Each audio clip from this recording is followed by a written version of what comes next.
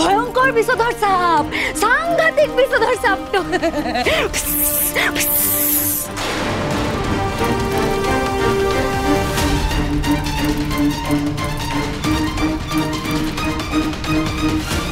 অদিতি, ফোনটা একবার স্পিকারে দে তো। হ্যাঁ বড় বৌদি, আমি খুব ভালো করে জানি তুমি সাপুরের কাছে ওই সময় বিষ নিতে গিয়েছিলে। অন্যদিকে রাঙামতিকে বিষ মেশানো তীর দেওয়া হয়েছিল, আর যে ছেলেটা তীর দিয়েছিল সে কিন্তু এই মুহূর্তে উধাও। আর ঠিক ওই সময় তুমি বাড়িতে ছিলে না।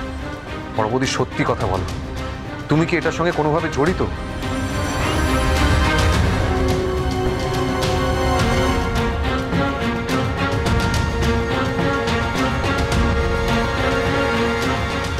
রাঙামতিকে সেন্ট্রাল লকআপ থেকে যে তীর মারতে বলেছিল সে কে? কে রাঙামতিকে কিডন্যাপ করতে বলেছিল? তুমি কি জানো? তুমি সত্যি কথাটা বলো, আমি জানতে চাই।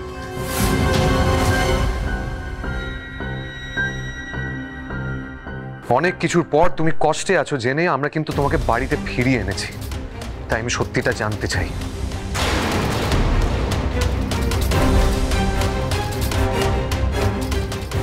হ্যাঁ, আপনারা আমায় অ্যারেস্ট করুন, আমায় ধরে নিয়ে যান, আমার ছেলে থাকাই ভালো।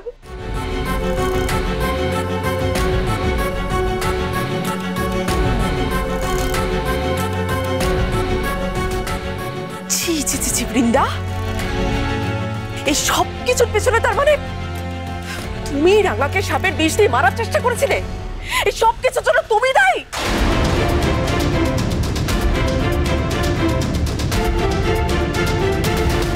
বড় বৌদি, এটাই কিন্তু সুযোগ, সত্যি কথাটা বলো, একটাও মিথ্যে কথা বলো না।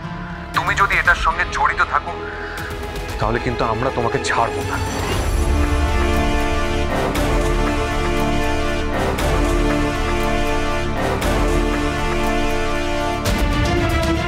শোনো বড় বৌদি, এইবার না তোমাকে সত্যি সত্যি জেলে যেতে হবে। হ্যাঁ হ্যাঁ, তোমরা তো প্রত্যেকে সেটাই চাও, তোমরা তো সবাই চাও যে আমি জেলে থাকি, আমি জেলে থাকলে তো তোমাদের ভালো, তোমরা শান্তি পাও।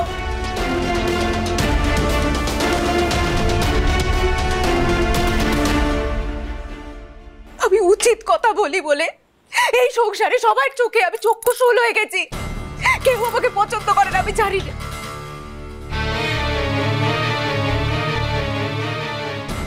কিন্তু তা বলে আমি রাঙাকে বিষ দিয়ে খুন করবো? আমি একটা খুনি? তোমাদের এইটা মনে হয় যে আমি খুন করতে পারি একটা মানুষকে?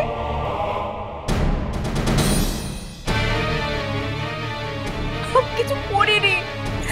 আরে বাবা একটা ছেলে তো এই ঘটনাটা ঘটিয়েছে, একাডেমিতে তো ওই ছেলেটাই সব কিছু করেছে। তা আমার সাথে ওই ছেলেটার কি করে যোগাযোগ হবে আমি তো বুঝতে পারছি না।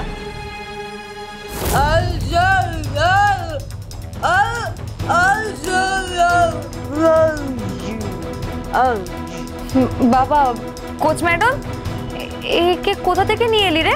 ও তো একাডেমিতে নতুন চাকরিতে ঢুকেছে, বেচারা কথা বলতে পারে না, কিন্তু খুব ওপর থেকে রেকমেন্ডেশন এসেছিল জানো তো।